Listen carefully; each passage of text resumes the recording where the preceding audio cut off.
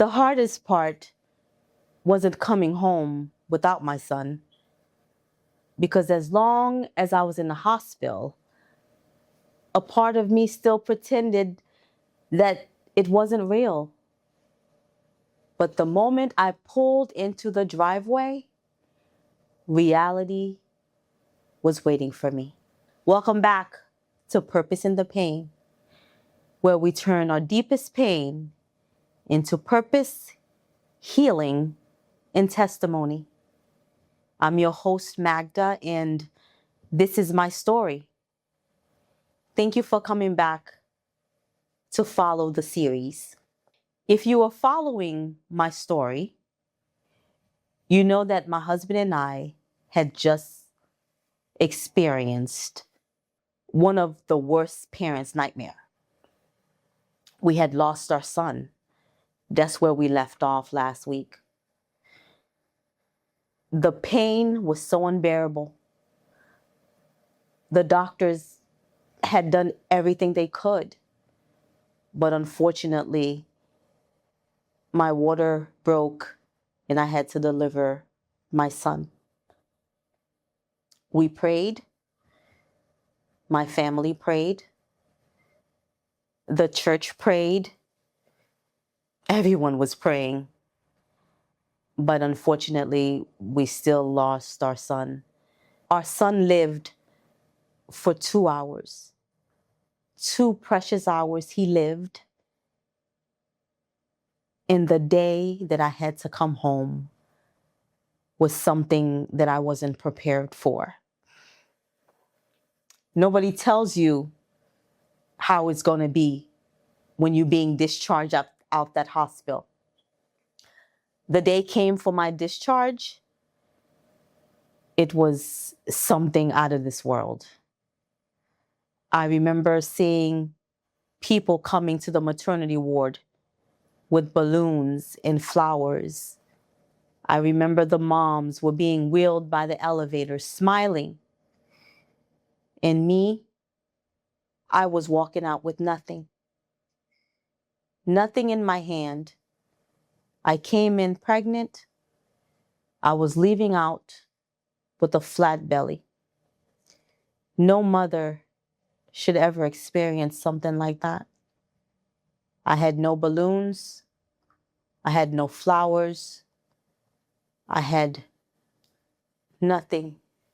No car seats. Just eyes full of water. The nurses were smiling to the other babies as they were leaving. The moms were rejoicing. People was just enjoying the moment that I wanted, the moment that I wasn't experiencing, because there was no baby. There was no car seats. There was nothing. As me and my husband started driving home, it was complete silent. Just grief. He couldn't say anything. I couldn't say anything. The ride, just a blur. There was deep silence. I stared out the window most of the time. I didn't know how to feel. I felt numb.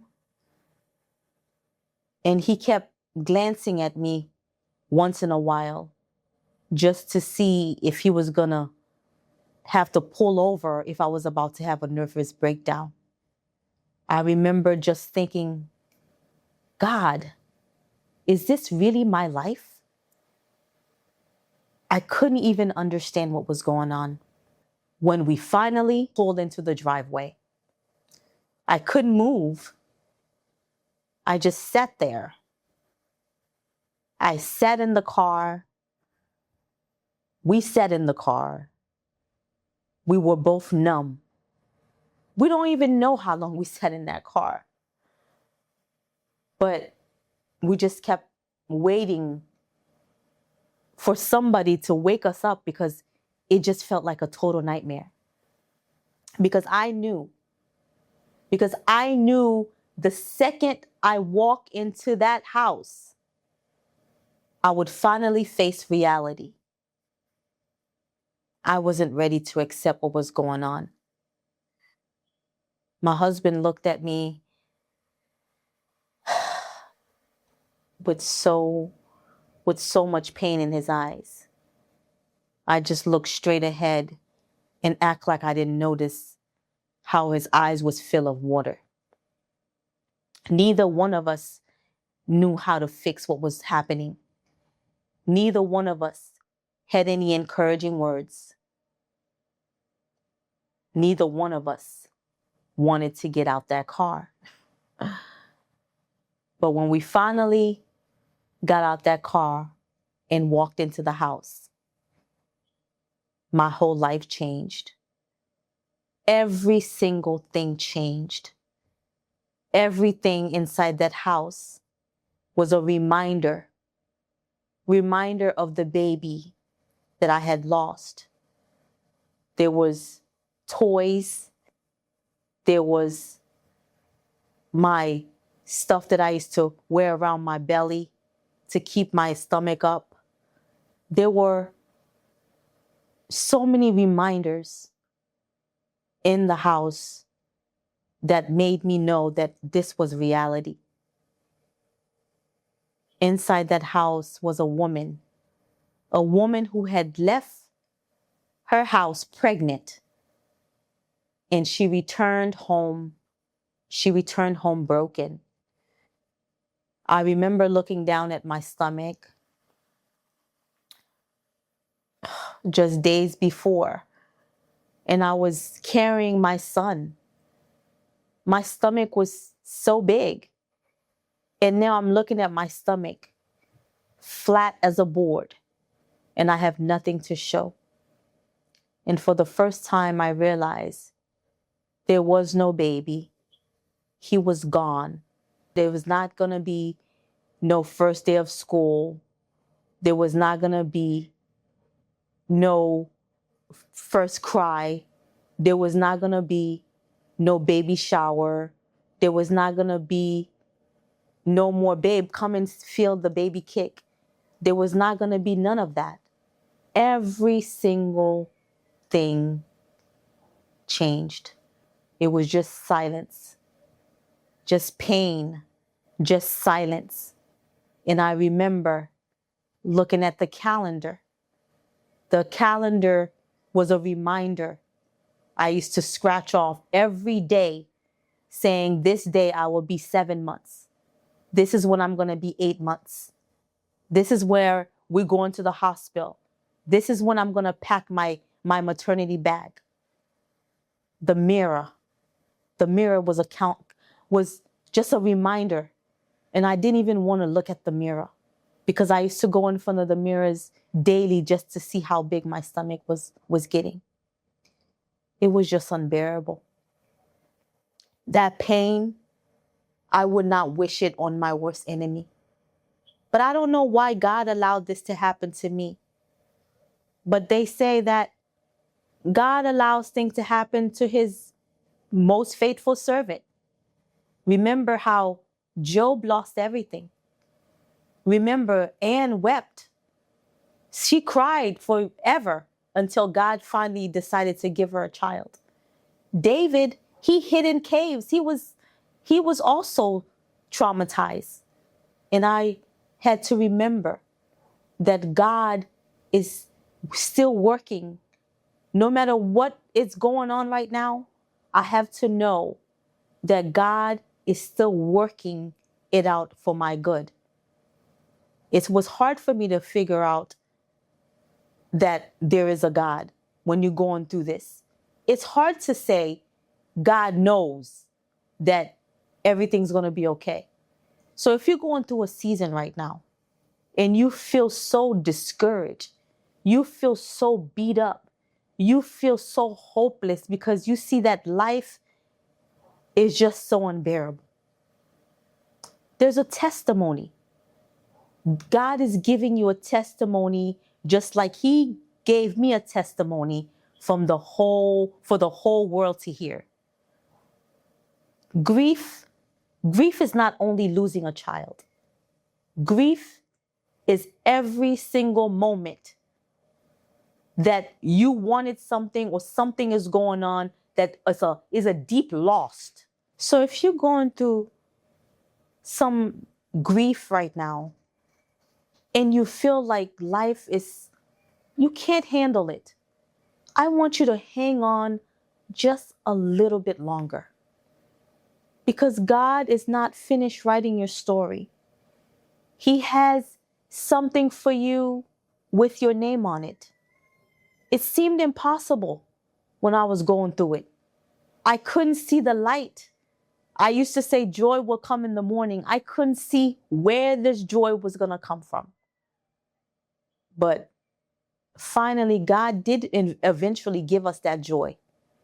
And I thank you every single time you come to watch this podcast. Now that we're starting with the series, now you know how it felt the day that we left the hospital. Join me next week as I continue the series to let you know what happened next. Was unbelievable. I thank you for coming back. I thank you for sharing. I thank you for subscribing. And I'll see you next time on Purpose in the Pain with Magda. And of course, I have to talk to my Haitian family. Jodi a nou tap pale, lem te fek pedi ti moun nan, gen parol ou pa gen moun ki te kapab di ou ki jan pou te senti ou. Ou ka imagine ou soti la kayou, ventou gros, le fini wap tourne bak sans vent. Kounya jou pou nou te soti l'hôpital la le nou te perdi ti moun nan, m'ap imagine lem te l'hôpital la, moun ap vini, yap wè fami yo ki fek fe ti moun, yap pote blad, yap pote fleur, yap pote machine pou bébé, mwen pat gen anyen nan men. M'soti avec main vide, de main vide. Ou ka imagine jan bagay sa te du pou mwen, jan douleur sa tap rache, ravaje an dam, m'pat comprendre sa tap passé. Mwen sonje le mwen ma mari m'tap conduit, nou tap rive la kay. Nou nan machine nan silence seulement. Li pa ka pale, mwen pa ka pale. Nou pa konen ki sa pou n'di lot. Et comme si nap tan non moun pour révéler, pour rêver nous, pour lever nous, pour dire nous, c'est non rêve nous te. Mais c'est pas non rêve nous te. C'était réalité. M'pas vle sorti dans machine nan parce que moi connais les sorti dans machine nan, réalité t'a fait moué, m'te perdi ti moun nan. Parce que tout ça que t'es dans kay la fait moué, m'te perdi ti moun nan. Nous te commencé à acheter bagay pour bébé, ou ka imagine ou. Lem passe dans glace là, m'a gade ventre moi me sorti avec ventre moins bien gros, moi tourner avec ventre moins plate. Wow. C'est ton on bagay m'pas ka comprendre. Me senti en dom d'ap manger, me ravager, m'pas konn ça pour m'te fait. Mais yo dit bon Dieu châtie petite li remet. Nan mi tan douleur ça, m'te qu'on a questionné bon Dieu. M'tap dit bon Dieu, pour qui ça ou qui te m'a passé toute misère ça? Est-ce que c'est un bagay moi fait ou? Qui ça moi te fait dans la vie qui pas te fait plaisir? Dis-moi qui ça, pour qui ça douleur ça et dans route ça fait me passer. Mais les m'a changé Moïse misel passé. Les m'a changé David misel passé. Les m'a changé Anne, Jean Anne t'a crié pour bébé. Les m'a changé Job, Jean te perdu toute bagay.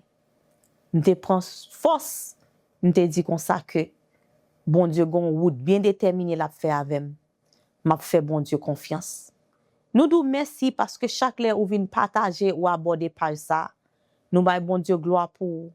S'il vous plaît, venez l'autre semaine pour nous continuer série là parce que lè nous t'a parlé moi dit m'a commencé depuis en premier lè nous premier ti moun nan pour jusqu'à ce que nous arriver là. S'il vous plaît, continuez à partager, continuez à aborder, et puis now l'autre semaine, dans Purpose in the Pain with Magda. I'll see you next time. Thank you.